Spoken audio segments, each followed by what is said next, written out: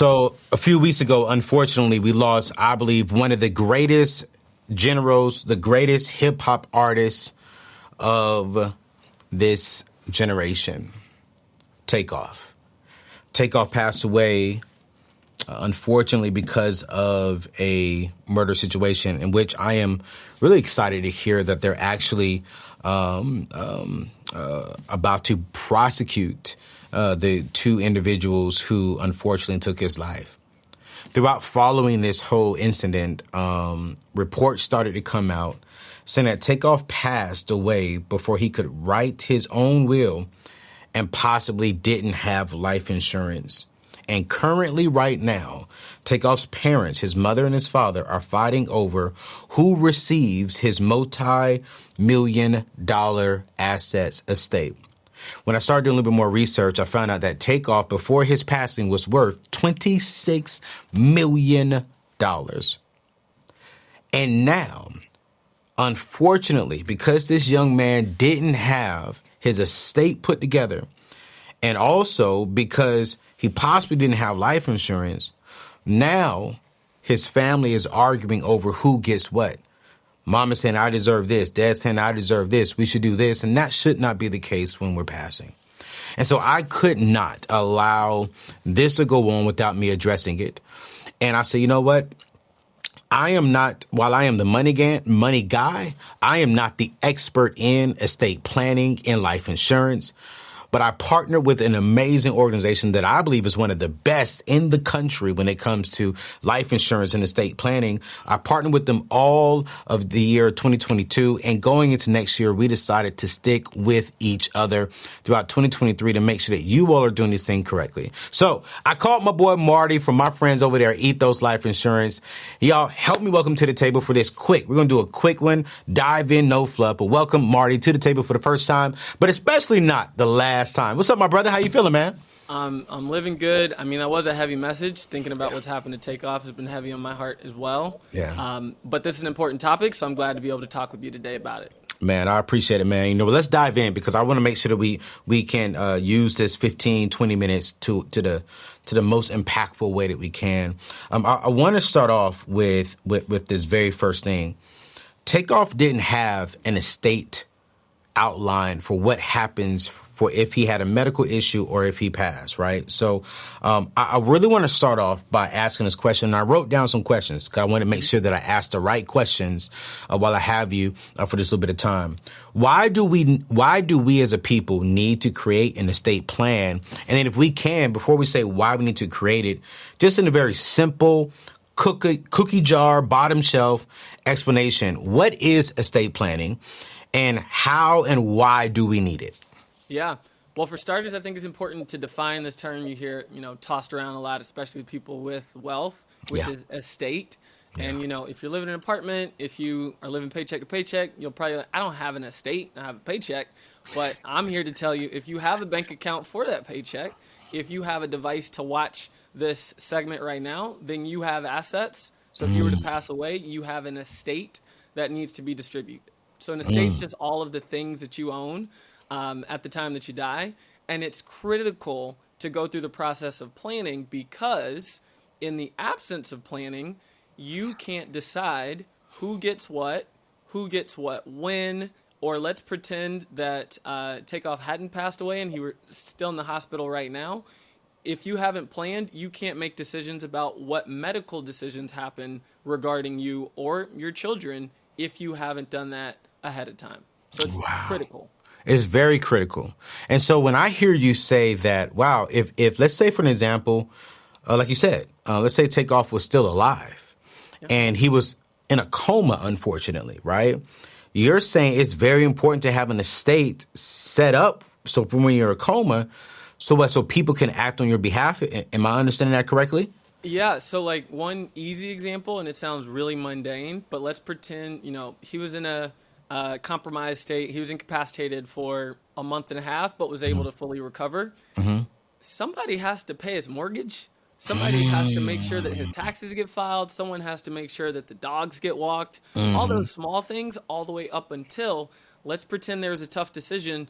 There's, an experimental treatment we could give him, but there's a chance that he might die, or we can call it right now. Those are heavy decisions, and you want to make sure that your wishes are actually being acted upon and not your family, unfortunately, trying to figure that out for you, assuming that's who you want to figure that out when you can't make that decision yourself.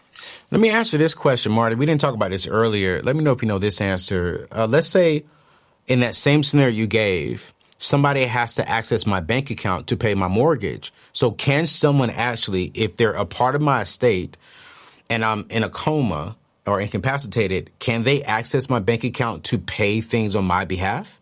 Great question, great question. And so part of estate planning, it's both the when you're still alive and the once you've passed away. And so quick recap of the important terms that you'll hear. Okay. First is a will, which is once you pass away, who gets what. Yeah. Next is a trust, which I can go into detail later, but that's basically a vehicle to make sure that you don't have to go through the formal court process of them figuring out who gets what when. Yeah. But the next three are really important for while you're still alive, oftentimes.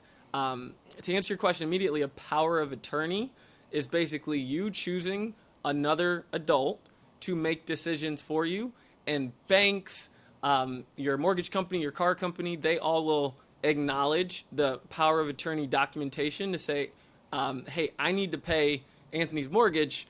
I don't have access to his account, but here's the power of attorney and here's his status right now. And they'll be like, this is what the system's made for. We're going to follow the instructions that he has legally given us to follow what you say to do. Man, that's so good.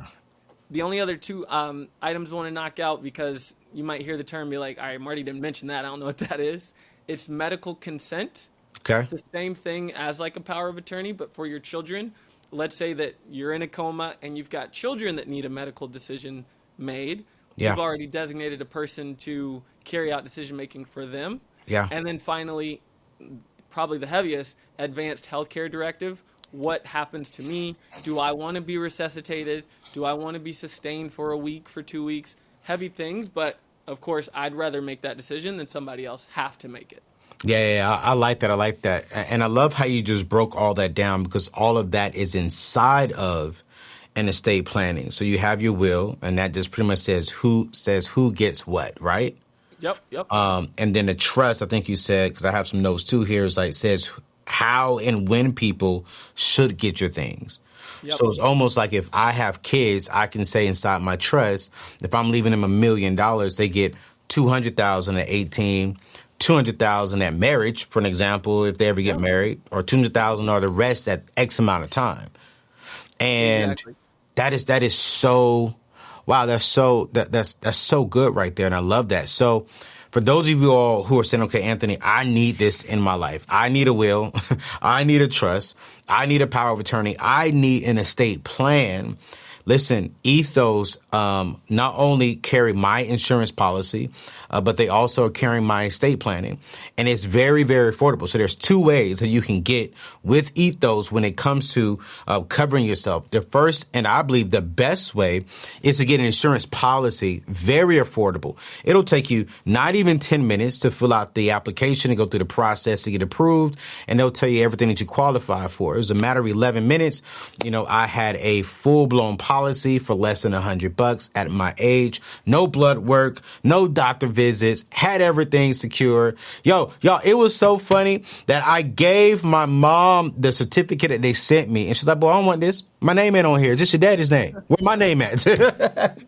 Then I totally forgot to put I didn't forget. I thought I put my mom's name on there, but I didn't do something right. So I had to go back, change it, and get a new certificate. And now I can be able to give it both to my mom and dad. But I did all that within a matter of 10 minutes. And here's the thing. When I signed up for my life insurance policy, I also got the estate planning for free. Y'all, let me tell you. I hired an attorney for me because I have a full business that I have to do a part of my estate planning. So I wanted to make sure I had everything legally correct. And his fee alone was $2,500 to help me do my estate planning with Ethos. So I want y'all to hear this clearly. The second way you can do it, let's say if you already have an insurance policy, and let's say Ethos can't beat that price, which I think they can. So if you have one, go see what Ethos can offer you. I'm pretty sure they're aggressive. I'm pretty sure they can match it or beat it, get that estate planning. But let's say if they can't, cool, great. You can go over here and get your estate planning for about $400. $400, you guys. This is amazing. And now you're able to go to sleep and get some rest. And when you go to sleep, and let's say you do not wake up, you're in heaven, but your family is mourning, but they're not mourning and going through hell. They're not mourning and going through stress because you didn't have your stuff in line. So listen, I want you to go to anthonyoneal.com/ethos. That is anthonyoneal.com/ethos. Very affordable, very prompt. They love people. They're going to educate you on this journey, in this process. And I promise you'll thank me later. So, Martin, let me ask you this question, man, because I have a lot of young people who are following me. And they're like, yo, well, wait, I'm only 18, or I'm only 21, and I'm in college, Anthony, so I don't need this. Or I could have a 60-year-old saying, well, I'm not leaving him with nothing. I'm leaving him with a bunch of, like, who exactly is an estate plan for? Because I think a lot of people think, well, that's only if you have wealth, like you said a little bit earlier. But can a 19-year-old, or should a 19-year-old still get an estate plan? By all means, I think that it is something everyone should have, but the really unsettling thing is, whether you realize it or not, you already have those decisions made for you. Mm-hmm. So an estate planning process is you making your own decisions. So what do I mean by that? If right now you were to get into an accident, the state already has, like the state that you reside in already has it mapped out. Who's going to make the decision when they say, do we sustain this person or not? Once you pass away, who's going to get to control whether they sell your business, whether they, sell your cars? All those decisions, the law already has like a default set of decisions made for you. And that also is based on, where you're living before you pass away. And if there's anything that I've noticed, especially with the last election cycles, every state does its own thing. So it's really a toss-up of, if something happens to you or you pass away, what's going to happen to your items and your loved ones based on the state that you live in. So I think that for the decision of what would I want to happen to my body, that's something that, a 10-year-old would probably want to be in control of, but especially every single adult should make that their own decision. And then if you have literally $500 in a checking account, that might not seem like much, but unfortunately, if you don't have a will of who gets it and a trust of how it's handled and how it's distributed, you have to go to court. The court looks, even if you have a will, and says, well, they don't have a trust. Is this will legit?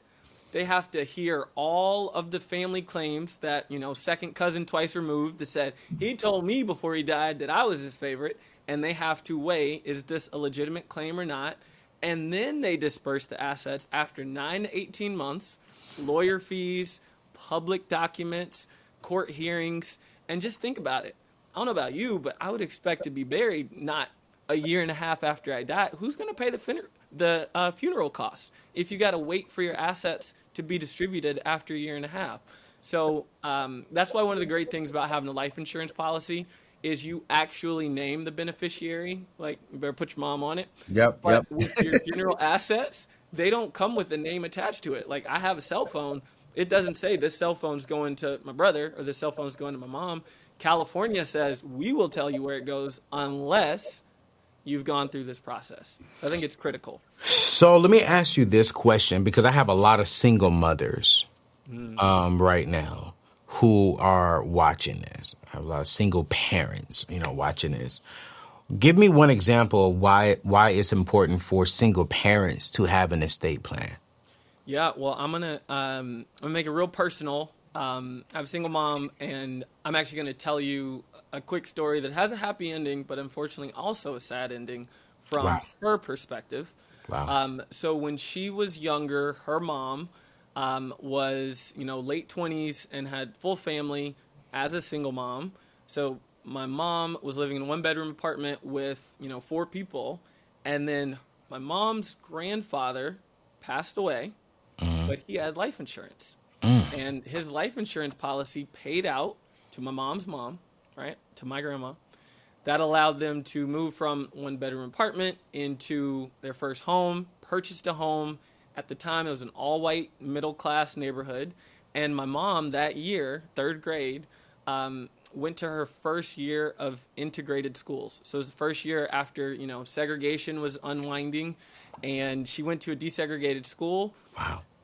Had education instilled in her from a young age, went on to go to college, registered nurse. I've been able to, engineering degree from Yale, business degree from Stanford, blessings abound. Come on, Marty.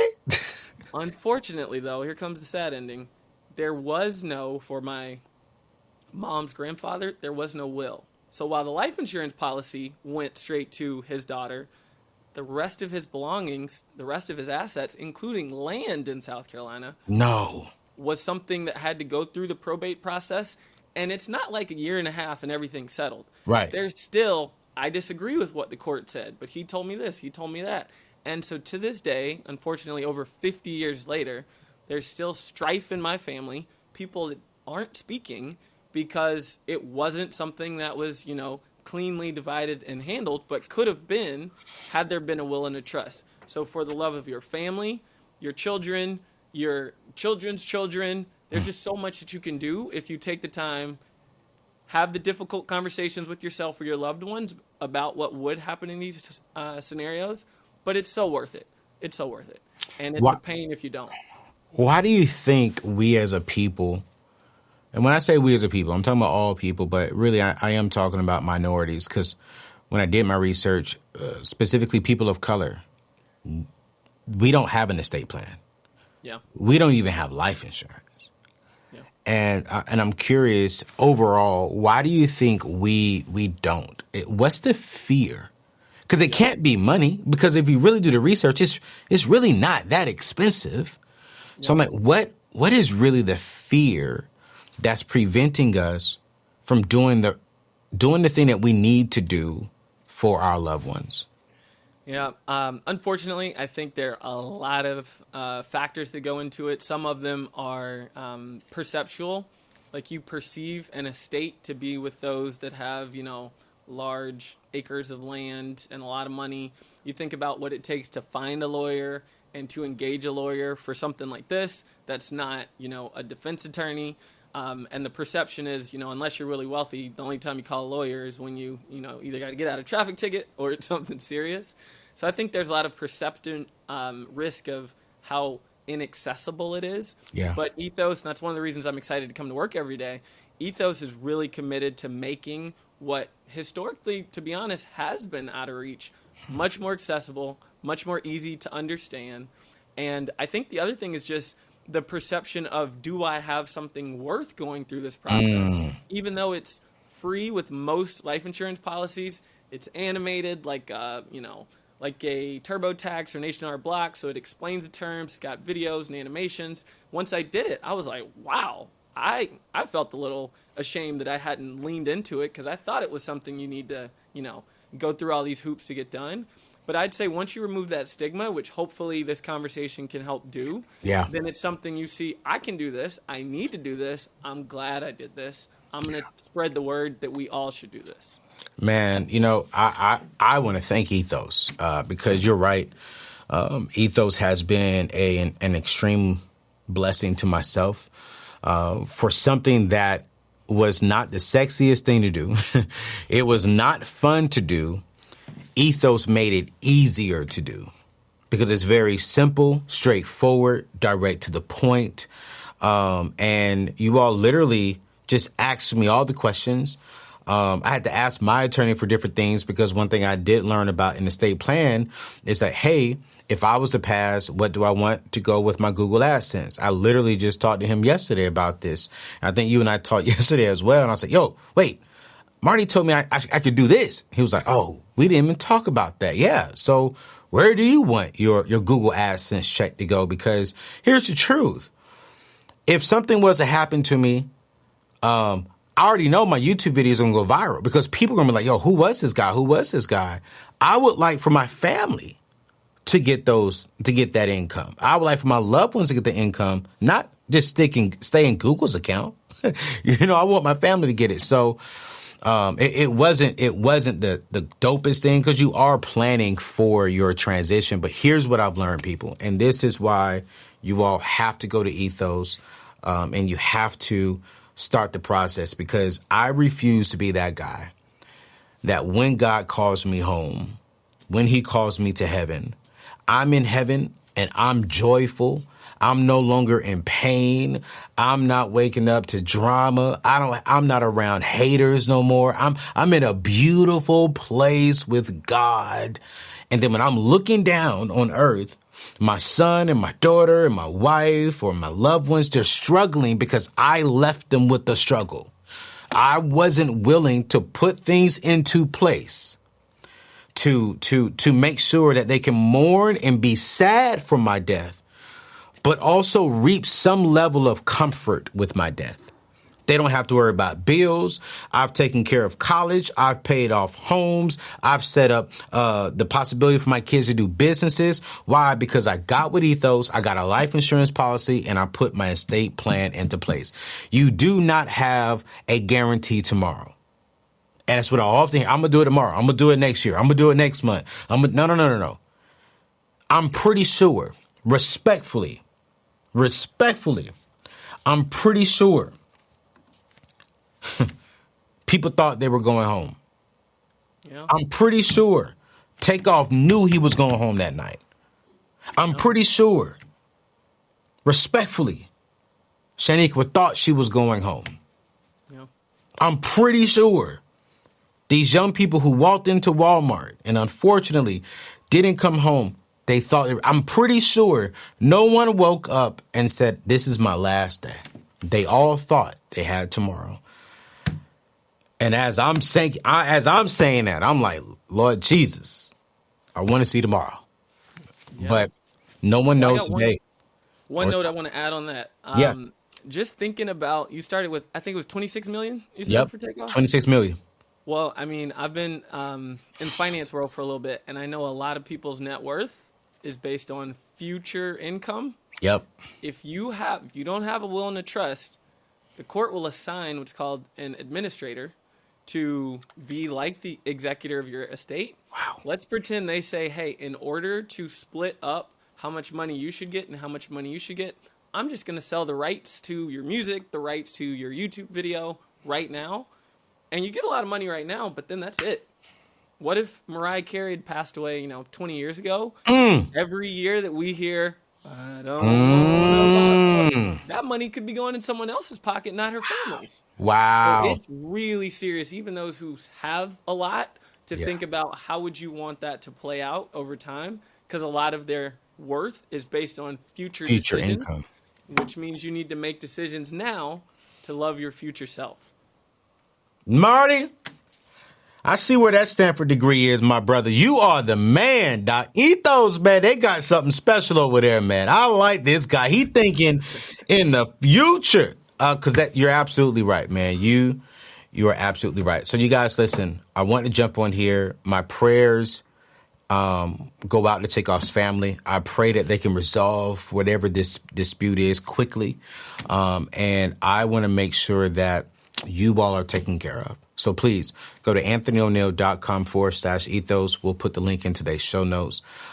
Go today, get you covered, get something, get whatever you can financially afford, get something and get the estate planning in place. All right. Yo, it's your boy, Anthony O'Neill. I hope you all have a blessed Christmas and a good new year. And let's start off 2023 strong with all of our things put into place so our families can be taken care of for when the day comes. Yo, we love you. Thank you all so much. We'll see you on the next show. Peace out.